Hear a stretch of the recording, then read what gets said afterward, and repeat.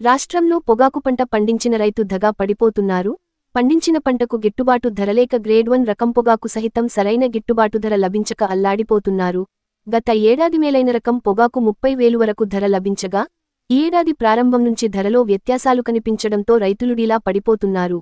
Grade 1 రకం పొగాకు సహితం సరైన ధర లభించకపోవడంతో పొగాకు రైతులు వేలం కేంద్రాల వద్ద రోడ్డెక్కే పరిస్థితి ఏర్పడింది.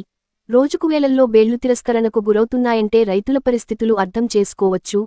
ఒక పక్క కంపెనీలు సిండికేట్ అయి ధర కల్పించకపోవడంతో రైతులకు పెట్టుబడులు కూడా లభించే పరిస్థితులు లేవు.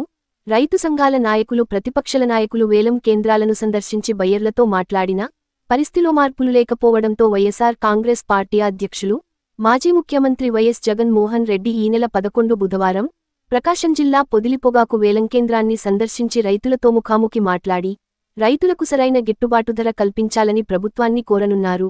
పొగాకు రైతుల దైనందిన పరిస్థితులు చూస్తుంటే ఆరుగాలం శ్రమించి పండించిన పంటకు తీరా గిట్టుబాటు ధర లభించకపోవడంతో రైతులుడిలా పడిపోతున్నారు.